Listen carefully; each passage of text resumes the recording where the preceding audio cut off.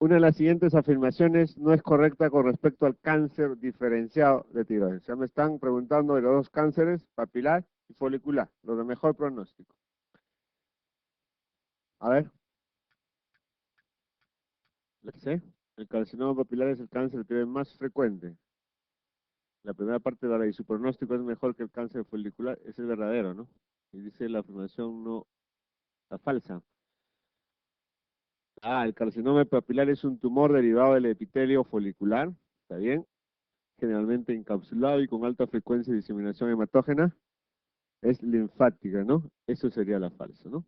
El carcinoma folicular es un tumor diferenciado de tiroides, habitualmente unicéntrico, y en el que la afectación del ganglio linfático es poco frecuente.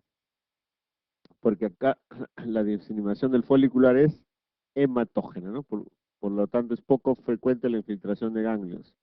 El carcinoma papilar es el cáncer de tiroides más frecuente y su pronóstico es mejor que el carcinoma folicular verdadero. Función aspiración con aguja fina permite diagnosticar el carcinoma papilar de tiroides, pero no suele ser de utilidad en el diagnóstico del carcinoma folicular de tiroides verdadero.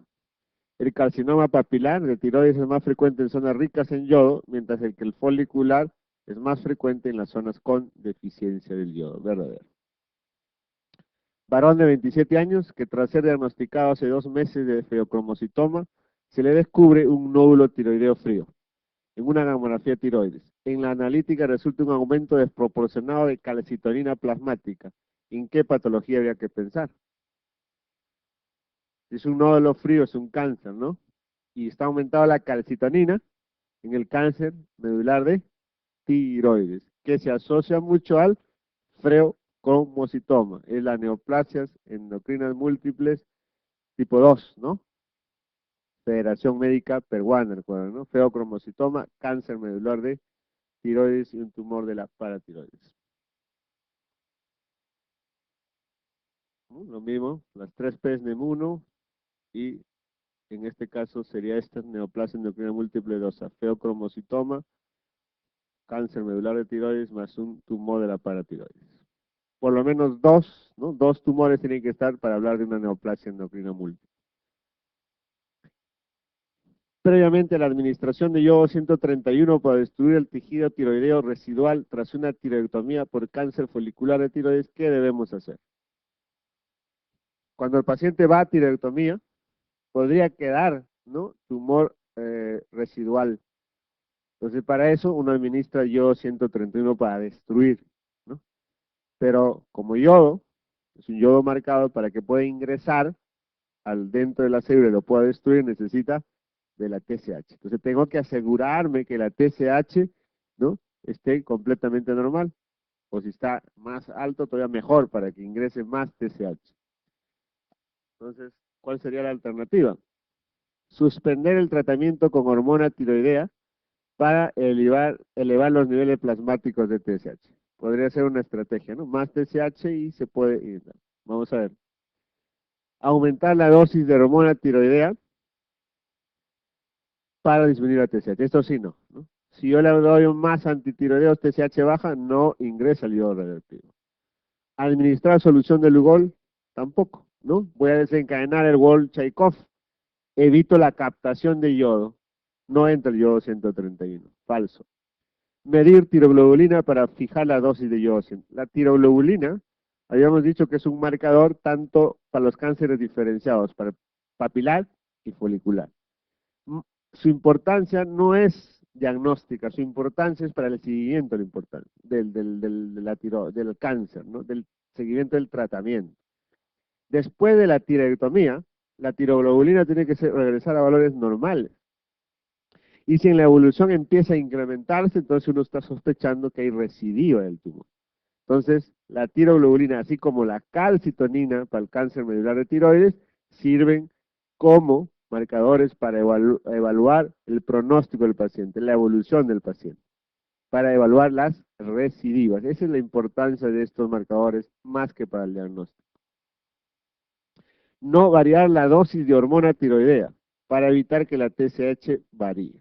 Mejor respuesta sería la A, ¿no? Suspender el tratamiento para elevar los niveles plasmáticos de TSH y entre el yodo 131 y destruya todos los tejidos celulares. Si hay tejido todavía residual, esa tiroglobulina no va a bajar a los niveles normales, ¿no? Claro, va a descender después de la tiroidectomía, pero no llega a valores normales. Eso también es una indicación para radioyodo. La acromegalia puede formar parte de... La acromegalia es un tumor hipoficiario, un tumor productor de hormona de crecimiento. El NEM1 era las 3 P's: P de paratiroides, P de páncreas, tumor pancreático, y P de pituitario, tumor pituitario, ¿no? Y la neoplasia tipo 2, Federación Médica Peruana, feocromocitoma, cáncer medular de tiroides, y la P era de paratiroides. Entonces, ¿quién incluye compromiso pituitario? La NEM tipo 1, ¿no? En el 2 no hay compromiso pituitario. La P del 2 es la P de paratiroides, un tumor, ¿no?, de la paratiroides. Un paciente diagnosticado de úlcera duodenal presenta hemorragia digestiva alta, litiasis renal con cálculos calcificados, pérdida de peso, eritema necrolítico migratorio, el calcio plasmático es de 11, la hormona paratiroidea 220, la gastrina 1830 y las grasas en heces 12 gramos en 24 horas. Varios familiares por vía paterna habían padecido de úlcera duodenal y litiasis renal. El cuadro clínico de este paciente sugiere principalmente: y vean las alternativas: úlcera péptica, síndrome de Werter-Morrison, neoplasia 1, neoplasia endocrina 2 y gastrinoma.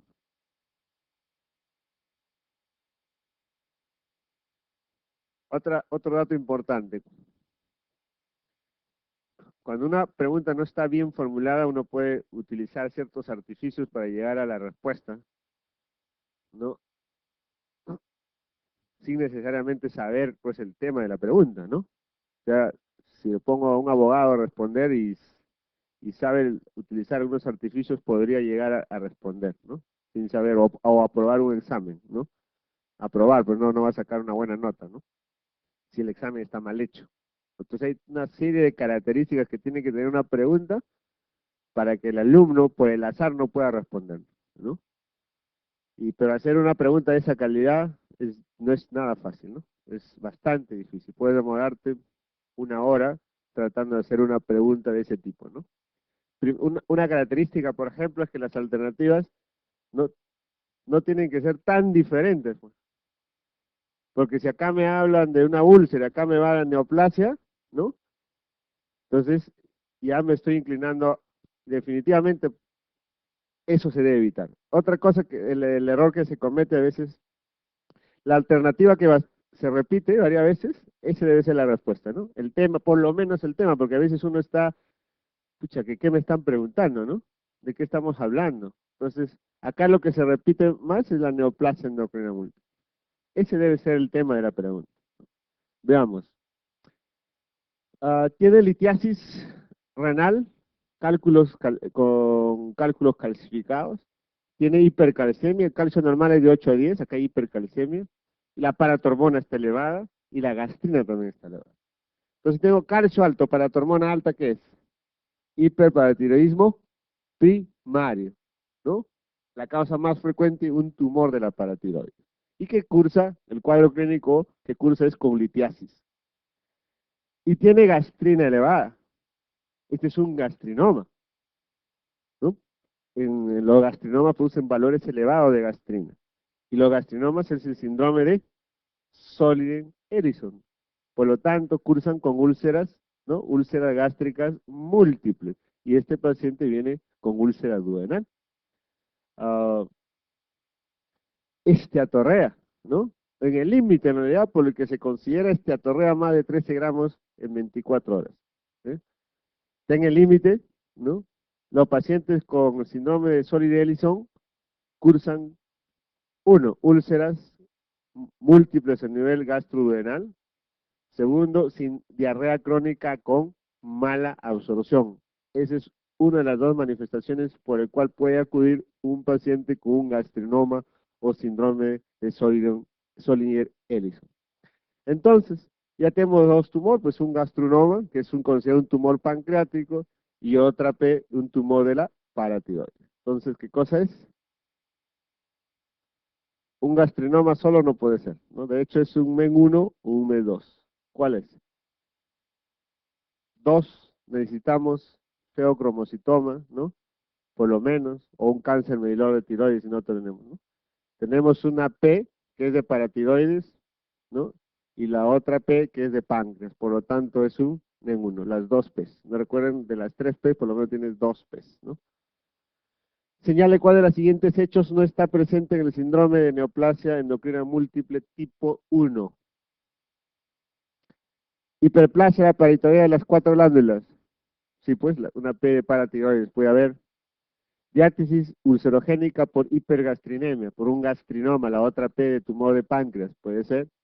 Tumores pancreáticos productores de polipéptido intestinal vasoactivo, un bipoma, otra P del tumor pancreático. Carcinoma medular de tiroides, ese no.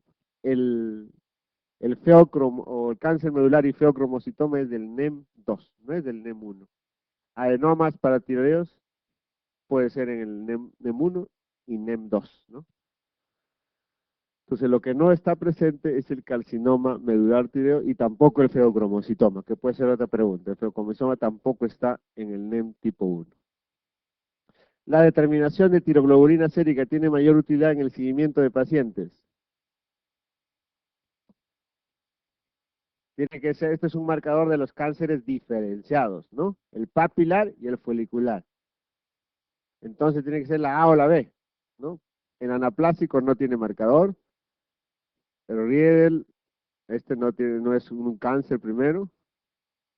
Y lo último tampoco es un distractor. A o B, los dos son cáncer diferenciados. En uno es tiroidectomía total y el otro es una hemitiroidectomía. ¿Usted cree que voy a indicar en un cáncer de tiroides una hemitiroidectomía? Tiene que ser tiroidectomía total, ¿no?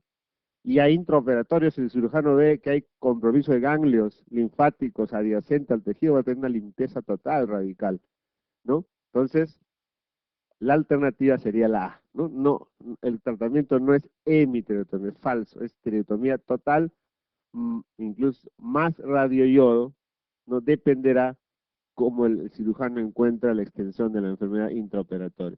Acá intraoperatorio sí se puede pedir biopsia, biopsia por congelación, ¿no? Mientras va operando, se manda la muestra, ¿no? Y el cirujano va esperando el resultado inmediatamente para confirmar si es un cáncer maligno, ¿no? ¿Cuál de las siguientes opciones es la indicada en un nódulo tiroideo de 3 centímetros, gamográficamente frío, cuya PAF indica proliferación folicular no bien caracterizada con algún depósito de sustancia amiloide? Si es un nódulo frío, ¿no? Puede ser posible que sea un cáncer, ¿no? Hemos dicho que la mayor probabilidad es que sea benigno, pero hay posibilidad de un nódulo frío que sí sea cáncer, a diferencia del caliente. Se hace punción aspiración, me dice, indica proliferación folicular no bien caracterizada. Se han encontrado proliferación de células foliculares, pero no me dicen si es benigna o es maligna, ese es un indeterminado. Entonces, ¿cuál sería, no? De las siguientes opciones la indicada, ¿cuál sería la siguiente opción? ¿Se recuerdan del esquema? Hacíamos a los indeterminados gamografía, ¿no es cierto? Y si la gamografía nos decía que era frío, cirugía. Y acá está esto, ¿no? Es un nódulo, ¿no? Que es indeterminado al PAF y que le hicieron una gamografía y es frío. Este paciente tiene que ir a tiroidectomía, ¿no? Acá está, miren. Nódulo, se hace punzón aspiración. Si te sale indeterminado, vas a la gamografía. Si te sale frío, va a cirugía. Caliente, tratamiento supresor con levotiroxina. Entonces, para practicar tiroidectomía total sin esperar más resultados. Eso es lo que hay que hacer. Y ahí intraoperatorio, tengo que pedir mi biopsia de congelación para asegurarme que es realmente un cáncer, ¿no? Intraoperatorio, el paciente, el cirujano va a ver si hace una cirugía radical o no, dependiendo de la extensión. Mujer de 38 años con síntomas de infección recurrente por levaduras, en los 2 años anteriores, ella ha tenido episodios de infecciones similares que tuvieron solo respuesta parcial al tratamiento. La paciente no ha sido vista por un médico desde hace 10 años, desde su último embarazo y niega cualquier antecedente de enfermedad.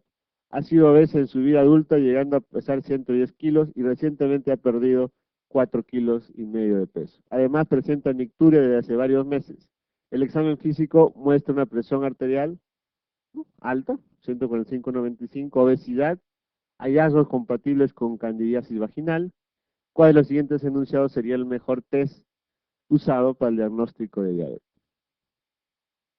Entonces, una mujer de la media, 38 años, tiene infección recurrente por levaduras, con respuesta parcial al tratamiento. Hace 10 años que no lo ve el médico. Desde su último embarazo niega cualquier antecedente de enfermedad y es obesa, hipertensa, pero acude para chequeo, ¿no? Al examen físico se comprueba la hipertensión, la obesidad, ¿no? Y su candidiasis vaginal. Entonces, una paciente con candidiasis vaginal recurrente, obesa, hipertensa, hay alta probabilidad que sea pues una diabética, ¿no? O sea, las pacientes diabéticas tienen mayor probabilidad de hacer infecciones urinarias recurrentes o vulvovaginitis recurrente. Entonces, más bien uno sospecha ya cuando eso ve que una mujer en el año ha hecho 4 infecciones urinarias, ¿no? Y su historia dice que antes esporádicamente hizo en toda su vida una infección y el último año ha hecho 4. Eso me debe llamar la atención. Esto puede ser una diabetes. O una mujer que ha recibido tratamiento para su vulvaginitis y recurrentemente presenta nuevos episodios, me debe hacer sospechar para diabetes. Lógicamente hay que ver qué otros factores de riesgo existen. Hay obesidad, hay hipertensión, hay antecedentes familiares, ¿no? Entonces, eso es muy importante. Muy bien, entonces esta paciente tiene factores de riesgo cardiovascular, obesidad, hipertensión, que hace bastante probable que esta paciente sea diabética. Entonces, ¿cuál le pedirían para diagnosticar su estado de diabetes?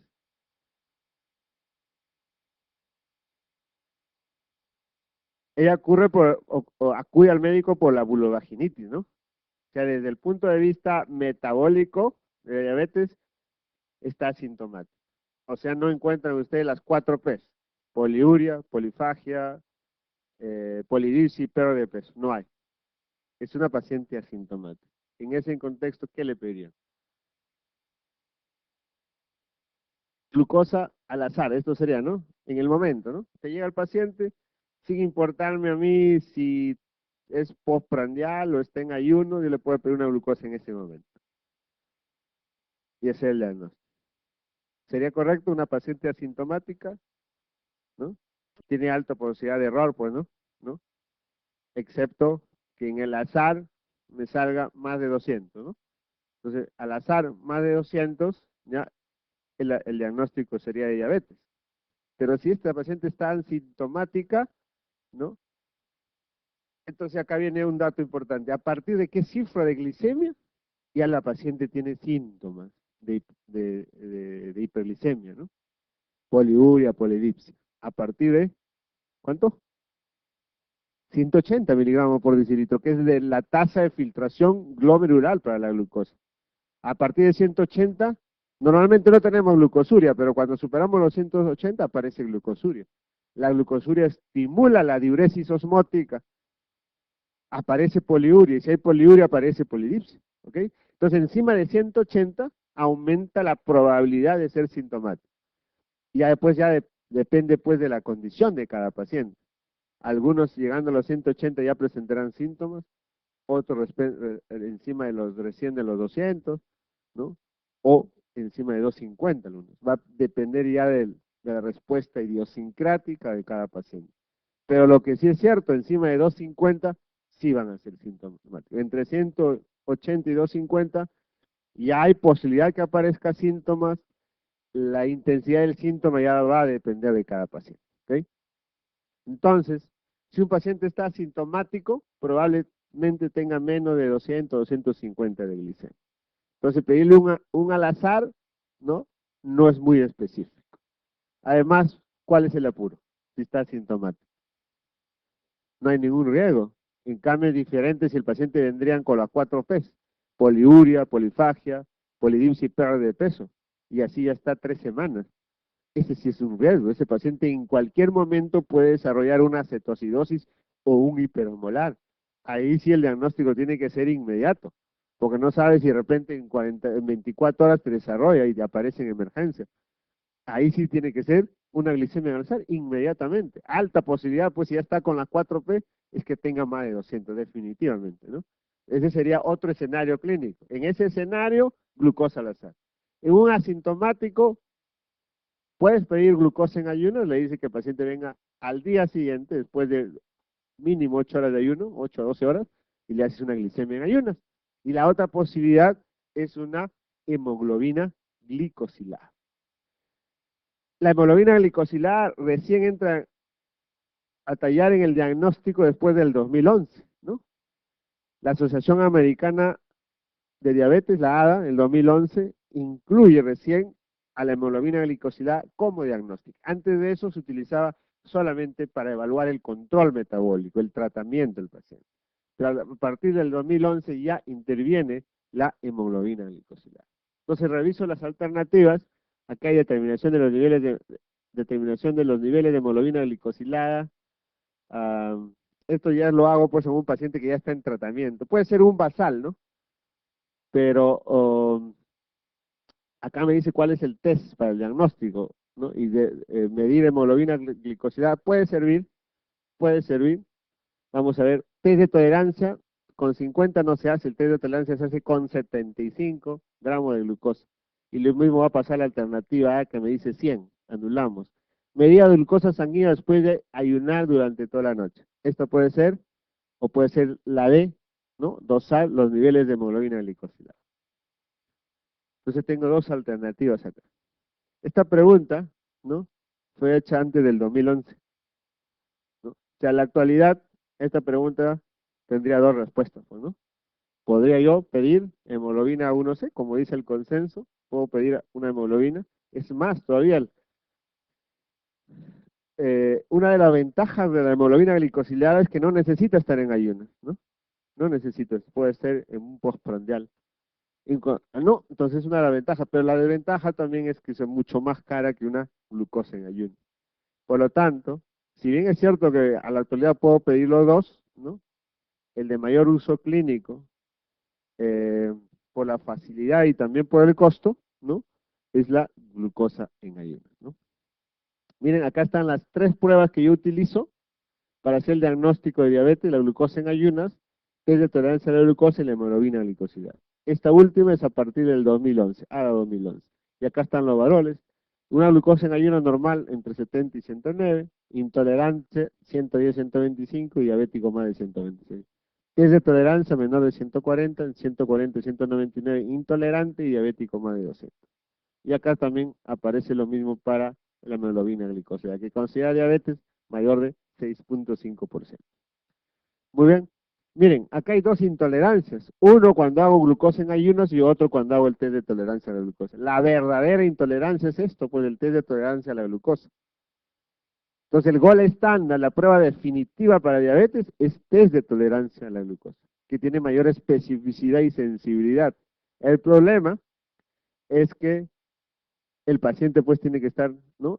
2 horas, tiene que perder 2 horas de su trabajo. Esta prueba dura 2 horas, hay que tomarle un basal y a las 2 horas. Hay que administrar 75 gramos de glucosa. Entonces el costo de esta prueba, ¿no?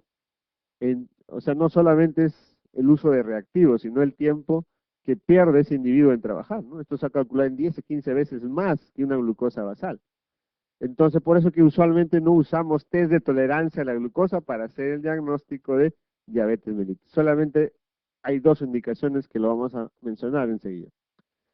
Entonces, la verdadera intolerancia es esta, ¿no? Esta, para diferenciarla a la que se hace glucosa en ayunas, se le denomina intolerancia de ayuno. Entonces, una indicación para el test de tolerancia a la glucosa es cuando un paciente te viene con intolerancia a ayunas. Ya algún médico o alguien le pidió test de glucosa en ayunas, te viene el paciente: doctor, tengo 115 glucosa, me han dicho que tengo una prediabetes, ¿no?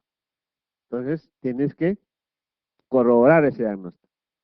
Entonces, en vez de pedir nuevamente una glucosa en ayunas, una hemoglobina glucosidad, ahí mejor aplicas el gol estándar para salir de toda duda, ¿no? Y poder responder la interrogante a la paciente. Entonces, una indicación para el test de tolerancia a la glucosa, que tengas una glucosa de ayunas en el estado de intolerancia. Segunda indicación, paciente asintomático completamente con factores de riesgo cardiovascular, ¿no? Que tiene hipertensión, diabetes, ¿no? Dislipidemia. Entonces, alta probabilidad que tenga diabetes, pero es asintomático, ¿no? No hay clínica. Entonces, ahí mejor es aplicar el test de tolerancia. Probablemente, si es que será un intolerante, pues, ¿no? Porque ellos son completamente asintomáticos. Entonces, aplicar el test de tolerancia. Entonces, dos indicaciones, una glucosa en ayunas, en el grado de intolerancia, o pacientes en riesgo, con antecedentes de familiares diabéticos o con dos o más factores de riesgo cardiovascular.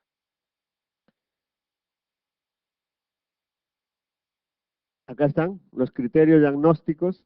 Entonces, les dije que el test de tolerancia no utilizábamos, usábamos la glicemia en ayunas, pero para que esta glicemia en ayunas se iguale en especificidad y sensibilidad al test de tolerancia, se asume ciertos criterios. Por ejemplo, repito en dos ocasiones diferentes una glucosa, en un sujeto asintomático, ¿no? O sea, no tiene ningún síntoma.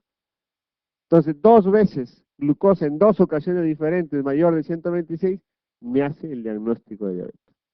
O, si ya tiene síntomas, poliuria, polidipsia, polifagia, pérdida de peso, entonces necesito solamente una medida en una ocasión con glucosa en ayunas mayor de 126. Acá ya estoy combinando dos pruebas, en realidad, la prueba clínica y una glucosa. Entonces, unido a las dos cosas, la sensibilidad de esta prueba pues se incrementa, casi se equipara al test de tolerancia a la glucosa. Hay dos complicaciones agudas que hay que tener mucho cuidado en la diabetes, ¿no? En la cetoacidosis diabética y el otro es el síndrome hiperosmolar. Las dos tienen una condición importante, que es las 4P. Si no hay 4P, imposible que sea una cetoacidosis, imposible que sea un hiperosmolar. Si siempre pregunte por las 4P, ¿no? Porque a veces vienen a emergencia paciente con 250 miligramos, está con mareos, un poco de visión borrosa, no hay polidipsia ni poliuria. ¿Para qué perder tiempo en pedirle haga, electrolitos? En vano, simplemente es un diabético descompensado. No hay las 4P, no necesito usar insulina, hay que corregir, de repente es un paciente que no toma sus medicamentos regularmente, ¿no? O está tomando y hay que corregir la dosis, ¿no? Entonces siempre tiene que haber las 4P. ¿Cuál es el signo de alarma que me hace sospechar en cetocidosis? Esta es la respiración de Kussmaul. Antes de esto, porque esto solo se va a presentar en un paciente con cetocidosis ya severa. La primera manifestación, ¿qué cosa es una respiración de Kussmaul? Son respiraciones rápidas, o sea, taquimneicas, más respiraciones profundas, ¿no? O sea, que hay además polimnia. Eso es la respiración de Kussmaul secundaria a una acidosis metabólica. Pero antes de eso, el paciente solamente va a estar taquimneico. Son respiraciones superficiales, pero están más de 20 respiraciones. No hay problema cardíaco, no hay problema respiratorio y encuentras un paciente con 25 respiraciones. Si es diabético, sospecha, eso puede ser a ese sí, pues hay que pedirle su AGA, ¿no? Su AGA electrolito puede ser una acidosis metabólica por diabetes. Acá están los criterios clínicos: pH menor de 7.3, bicarbonato menor de 15, cetonemia, NOGAP elevado y glucosa entre 200 y 600. Otra de las manifestaciones clínicas, deshidratación, generalmente es leve a moderada, trastorno del sensorio, náusea, vómitos y dolor abdominal. A veces el dolor abdominal puede confundirnos con un abdomen agudo quirúrgico, ¿no? ¿Cómo está el potasio? Normalmente normal o bajo. Eso es lo normal en una cetoacidosis. Potasio normal o bajo. raramente el potasio está alto, y cuando está alto hay que sospechar que es una acidosis severa. Solamente van a encontrar hiperpotasemia cuando tienen una acidosis severa. ¿Y cuándo se llama acidosis severa? Cuando el pH está menor de 7. ¿El sodio cómo está? ¿Normal o bajo? Pero hay que ver, antes de considerar que es una hiponatremia verdadera, hay que corregir ese sodio al grado de glicemia. ¿Por qué? Porque el sodio baja 1 mEq, no, 1.6 mEq por cada 100 gramos de glucosa por encima de lo normal. ¿Ok? Entonces, hay que hacer esta fórmula, perdón. Después de esta fórmula, si ustedes tienen un sodio menor de 135, se considera hiponatremia verdadera. Hiperosmolar, igual, las 4P, siempre las 4P. Acá el signo que les va a orientar el diagnóstico de deshidratación severa. Incluso el paciente viene con shock hipovolémico, con hipotensión arterial. Es tanta la deshidratación que me lleva a shock. También hay trastorno de sensorio igual que en la cetocidosis. Criterio diagnóstico, osmolaridad mayor de 310 y glicemia usualmente más de 600. La osmolaridad lo pueden calcular con esta fórmula, 2 veces el sodio, glucosa entre 18 y urea entre 6. ¿No? ¿Cómo está el potasio? Normal igual o bajo igual que la cetosis. Pero acá sí no van a encontrar hipercalemia como en la cetosis. Manifestaciones crónicas de diabetes, las microangiopatías, neuropatía, nefropatía, retinopatía y macroangiopatías, cardiopatía coronaria, necesidad isquémica y insuficiencia arterial periférica. Todo esto lo están desarrollando en los diferentes capítulos de medicina interna. Algunas cosas claves que debe quedar claro. Si les preguntaran cuál es la manifestación tardía o complicación crónica de la diabetes, la más frecuente, la neuropatía diabética. La más precoz en aparecer, neuropatía diabética. O sea, la más frecuente la neuropatía y la más precoz la neuropatía también. Los más tardíos en aparecer son la nefropatía y retinopatía. Estos aparecen después de 10 o 20 años de diabetes. ¿Sí? Y van de la mano. O sea, si hay nefropatía es porque también hay retinopatía o viceversa. ¿Sí? Dentro de las neuropatías hay varios tipos. ¿Eh? El más frecuente es el compromiso, ¿no? Es la neuropatía periférica sensitivo-motor. Esa es la más frecuente. El paciente viene por adormecimiento, parestesias de miembros inferiores, simétrico distal, polineuropatía. Así son las polineuropatías. Más frecuente en miembros inferiores que superiores. La distribución, por eso le dicen en guante y calcetín, ¿no? Porque la distribución es siempre periférica. Es la más frecuente, pero no es la única. Puede haber neuropatía del sistema vegetativo, simpático y parasimpático, ¿no? Lo que conocemos ya, polineuropatía o neuropatía vegetativa severa son la vejiga neurogénica, la gastroparesia diabética, es el paciente que viene por distensión abdominal, vómitos, meteorismo. Esos son tardíos, pero precozmente una polineuropatía, perdón, una neuropatía vegetativa se diagnostica por taquicardia, ¿no? Hipotensión ortostática. Son las manifestaciones precoces de una neuropatía autonómica. O hijo taquicardia, tengo que descartar las causas fisiológicas de taquicardia, no sé que esté febril en ejercicio, ¿no? Se supone que es una taquicardia en reposo sin causa aparente. No hay un trastorno del ritmo, ¿no? En el EKG solamente hay taquicardia sinusal y nada más.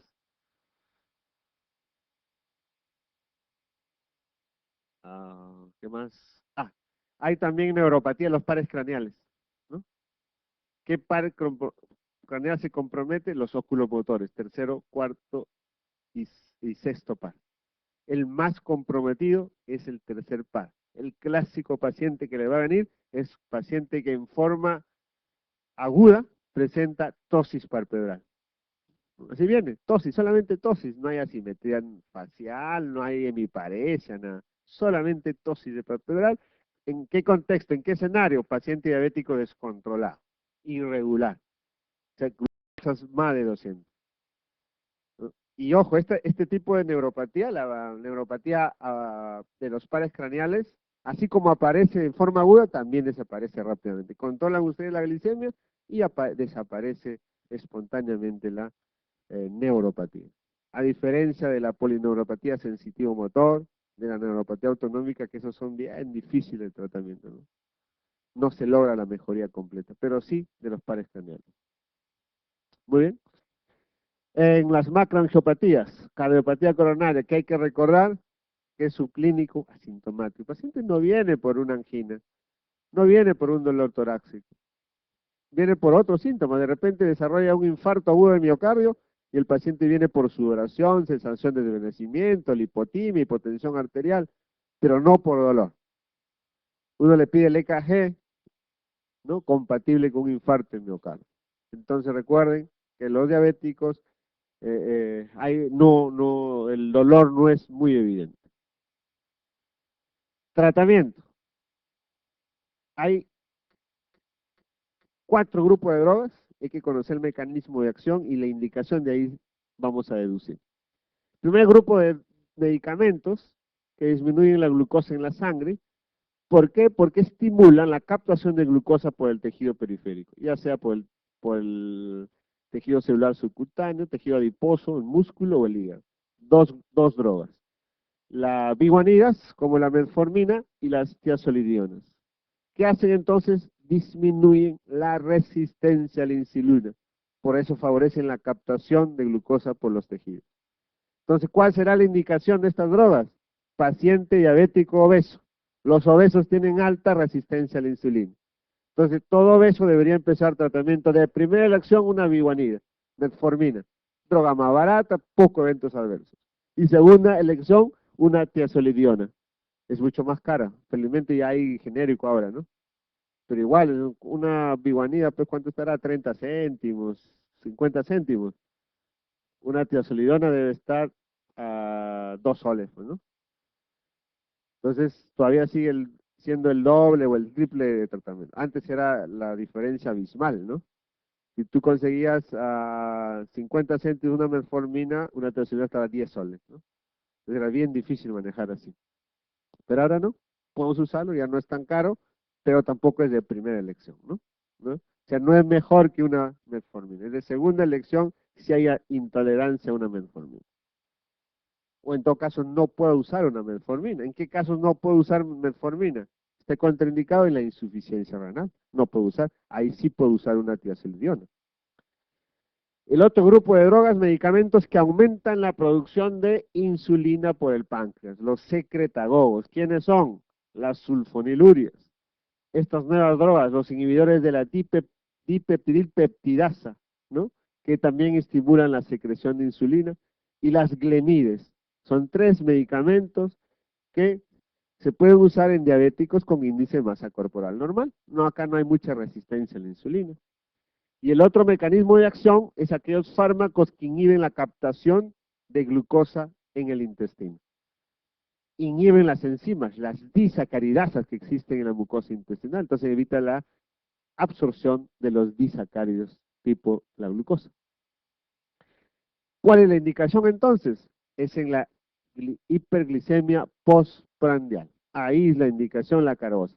La carbosa, que es el principal inhibidor de la alfa-glicosidasa, es un medicamento de complementación. O sea, no voy a retirar la droga que estoy utilizando, ¿no? Por ejemplo, la metformina. Voy a añadir, ¿no? Voy a añadir. El ejemplo que les voy a presentar es un paciente obeso, índice de masa corporal 35, diabético, que empieza con metformina. Durante 4 meses su glicemia basal normal. Primer mes 90, segundo mes 95, tercer mes 80, cuarto mes 75. Excelente, el paciente está manejado. Entonces, para controlar si metabólicamente está yendo bien, ¿qué se pide? Hemoglobina glicosilada. El cuarto mes le pido hemoglobina glicosilada y me salen 8. Y mi objetivo, para decir que un paciente está bien controlado, tiene que ser menos del 7% de hemoglobina glicosilada. Entonces, no está bien. Está con incremento de la hemoglobina glicosilada. Y si la hemoglobina glicosilada está alta es porque hay hiperglicemia, pero no hay hiperglicemia en el estado basal, porque en los últimos 4 meses está normal. Entonces hay que sospechar que esa hiperglicemia es en el estado postprandial. Entonces se pide glucosa postprandial. ¿Qué cosa es la glucosa postprandial? ¿Cómo lo solicito? Se le dice al paciente, señora, tome su desayuno o su almuerzo habitual y venga al laboratorio. Y a las 2 horas después de haber almorzado o desayunado, se hace una glicemia. Si está más de 140, esa es una hiperglicemia postprandial.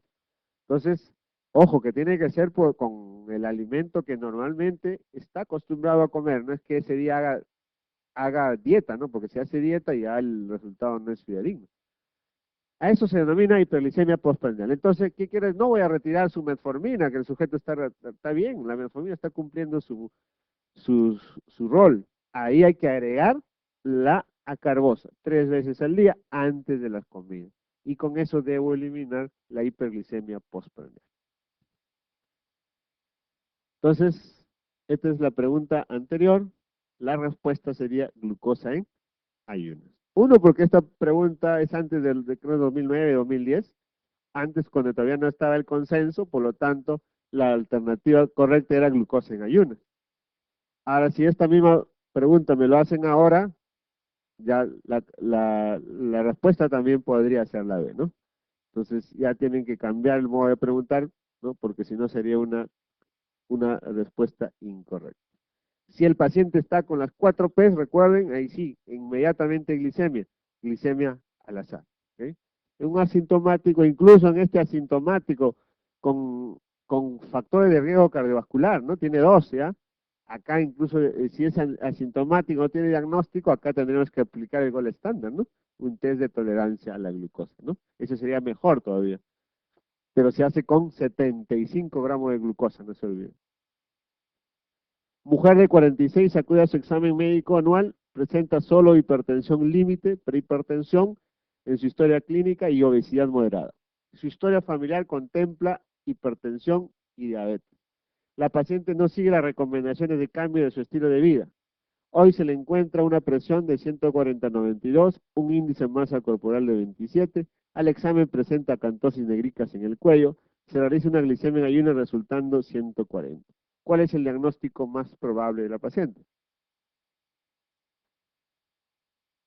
Pues es una paciente con alta probabilidad de ser diabética. Tiene antecedentes familiares, ¿no? De hipertensión y diabetes. Ella sufre de hipertensión y tiene sobrepeso, ¿no? Índice de masa de 27. Entonces tiene alta posibilidad de ser diabetes. Le piden una glucosa en ayunas, 140. ¿Cuál es el diagnóstico? Entre 70 y 110 es intolerante. Entre 110 y 126 es, ¿no? Intolerancia de ayuno. Y más de 126 sería diabetes, ¿no? Entonces tiene 140. En realidad, con esto no, todavía no podría ser el diagnóstico, ¿no? ¿O sí? Tendría que pedirle, como es asintomática, otra glucosa en ayunas. Si en la otra me sale más de 126, el diagnóstico sería definitivo, ¿no? Pero acá es altamente probable que sea diabetes mellitus. ¿Tipo 1 o tipo 2? ¿Por qué tipo 2? La edad, después de los 30 años. Obesidad o sobrepeso, es para tipo 2. Tipo 1 no, es un paciente adelgazado.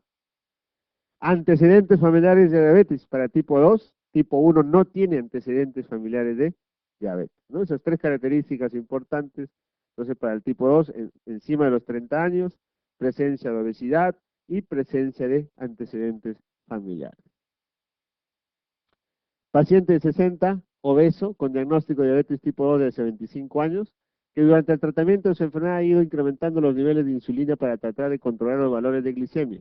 Sin embargo, a la fecha está utilizando valores muy altos de insulina sin que logre controlar metabólicamente. ¿Cuál de las siguientes afirmaciones sobre resistencia a la insulina es incorrecta? Es un problema muy raro desarrollándose en menos de 0.1% de los pacientes tratados con insulina.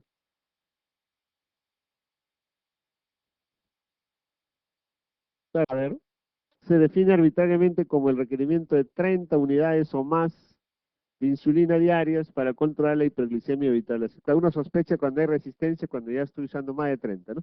10 unidades de insulina R, por ejemplo, antes de desayuno, almuerzo y cena. Estoy con 30, el paciente sigue hiperglicemia. Entonces ahí sospecha de alta resistencia a la insulina. Se desconoce el efecto molecular en muchos de los casos, verdadero. Se encuentran anticuerpos antiinsulina IgG en muchos sujetos dentro de los primeros 60 días de inicio de la terapia insulínica. Puede ser debido a la destrucción de insulina en el sitio de inyección. Esto es falso, ¿no? Varón de 70 acude a consulta con una glicemia de 456. Refiere poliuria, polidipsis y pérdida de peso de 15 kilos en los últimos 3 meses. Presenta un índice de masa corporal de 22. ¿Cuál es la actitud inicial que deberíamos tomar? Es un paciente, ¿no? Índice de masa corporal normal. Ojo, parece normal, ¿no? Porque ha perdido de peso 15 kilos, ¿no? O sea que antes que empiece, este paciente seguramente sería obeso, ¿no? Entonces, importante es la historia, por eso, ¿no? Cómo el paciente ha estado antes, hasta obeso. Claro, ahora ha perdido diabetes porque tiene una diabetes descontrolada. La diabetes es así, ¿no? Cuando hay hiperglicemia, el paciente va aumentando, aumentando de peso. Cuando ya es tanto y se descompensa, ya cuando aparecen las 4P, baja de peso. ¿No? Entonces acá aparentemente sería un paciente con índice de masa corporal normal, pero no olvidemos que ha perdido 15 kilos de peso. ¿Cuál sería? Iniciar o repetir la glicemia en ayunas o realizar el test de tolerancia a la glucosa para confirmar el diagnóstico. Si un paciente tiene síntomas, en todo caso lo que tengo que pedir es una glucosa en ese momento, un hemoglucotest rapidísimo. En un minuto ya menos, ¿no? 30 segundos ya está la respuesta. Ya. Y si está más de 200 con todos estos síntomas, diagnóstico definitivo de diabetes. Iniciar tratamiento, no, pues no voy a iniciar, no, sulfonilo y reevaluar en 6 meses, ¿no? Es un paciente con síntomas, mira, tiene una glicemia pues de 456, ¿no? Ya le hicieron, acá ya tiene una glicemia de 456. En realidad ya el diagnóstico en este paciente con las 4P ya es diabetes, definitivo, ya no hay duda, ¿no es cierto? Ya no hay duda, es diabetes. Entonces no voy a iniciar sulfoniluria. En un paciente con las 4P no pueden iniciar hipoglicemiantes orales, tienen que iniciar insulina, entonces ahí está la indicación de insulina. Todo paciente descompensado con las 4P debe iniciar insulina de acción rápida. La insulina R o una insulina Lispro, es ultra rápida. Cualquiera, ultra rápida o rápida. Porque si ustedes inician cualquier hipolecimiento actual, recién va a empezar a actuar a la semana. Su máximo efecto segunda semana. O sea, 1 o 2 semanas recién para tener su máximo efecto. Y en ese tiempo el paciente tranquilamente, además de estar tomando su hipolecimiento, te va a desarrollar una cetocidosis o un hiperosmolar. Entonces no se les ocurre empezar hipolecimientos orales en un paciente descompensante. La indicación es insulina. Lo ideal es empezar un tratamiento combinado con acarbosia y metformina, nada de hipolecimientos orales. Inicialmente debemos pautar tratamiento dietético y ejercicio físico, valorando añadir algún fármaco según la evolución. Nada. Está bien, hay que hacer dieta y ejercicios, pero no fármacos. En este momento lo más adecuado es iniciar insulinoterapia junto con tratamiento dietético y cambio de estilo de vida verdadero, ¿no? La otra indicación de insulina es si el paciente tiene un proceso infeccioso. De repente, pues, hay ligera polidipsia, ¿no? Ligera polifagia, el paciente se luce bien, puedo empezar de repente hipolecimientos orales, pero descubro que el paciente tiene infección urinaria o tiene una neumonía. Ese paciente tampoco va a responder a hipolecimientos orales. Entonces, todo diabético con proceso infeccioso, insulina de acción rápida o ultracorta. Segunda indicación. Tercera indicación, paciente con mayor de 250 miligramos de glucosa en sangre, también, ¿no? Pero bueno, esto viene con síntomas, ¿no? Porque de repente tiene 250, este paciente tiene mareos, nada más, ¿no? Bueno, ahí sí puede hacer hipolicemiante, pero más de 250 y con síntomas, sí tiene que recibir también insulina. Varón de 40 años, diabético tipo 1, con valores elevados y repetidos de microalbuminuria por encima de 30, hasta 300 miligramos en orina 24 horas. ¿Cuál de las siguientes actitudes no es correcta? Tiene microalbuminuria, o sea, ya tiene nefropatía. ¿Qué grado? Grado 1. Hiperfiltración. Diagnostico con depuración de creatinina mayor de 110. Hiperfiltrante. Grado 2, microalbuminuria. Grado 3, macroalbuminuria. Grado 4, insuficiencia renal. Grado 5 ya es una insuficiencia renal terminal en diálisis. Entonces, esta es una nefropatía grado 2 con microalbuminuria, ¿no? ¿Cuál es el tratamiento? Mejorar significativamente su control metabólico. Ah, no es correcta, ¿no? Ya. ¿Cuál de las siguientes actividades no es correcta? Si tengo que mejorar la glicemia, tengo que manejar la presión, o sea, todos los factores de riesgo cardiovascular tengo que mejorar, porque la hipertensión también hace daño. O sea, no solo la glucosa, tengo que controlar la presión. Si es hipertenso, controlar mejor sus cifras, verdadero. Añadir a su tratamiento habitual dosis bajas de corticoides, por ejemplo, el prednisona. ¿Qué dicen? Ni se les ocurra, pero como a un diabético le van a dar corticoides, más hiperglicemia. El corticoide sí está añadiendo cuando hay nefropatía una glomerulopatia primaria, ¿no? Membrano proliferativa, ¿no? Glomerulonefritis aguda, etcétera, etcétera. Todas esas glomerulopatías primarias, casi todas la indicación es glucocorticoides o inmunosupresor, pero no una nefropatía secundaria de diabetes, ¿no? Si no va a responder a los corticoides y peor, ustedes originarían más hiperglicemia. Valorar periódicamente su función renal, creatinina y dispersión renal. Claro, ¿no? Tengo que valorar, ¿no? Tengo que valorar porque estos pacientes, si bien en este grado de nefropatía grado 2, ¿no? Hay compromiso glomerular microscópico, pero todavía la función renal está preservada. ¿Okay? Las dos cosas son diferentes, ¿no? Cuando hay daño estructural glomerular, eso se expresa como cambios en el sedimento urinario, como proteinuria, como microhematuria, cilindruria. Pero la función renal, el renal puede estar normal o alterada, dependiendo cuánto tiempo ya está con nefropatía, ¿no? O sea, no siempre las dos cosas van de la mano. Pues es un paciente de 20, 30 años descontrolado, va a tener daño glomerular, pero también daño de la función renal. Puede ser, vamos a ver la E, añadir a su tratamiento habitual, aunque sea normotensofármacos y IECA, por ejemplo, el captopril.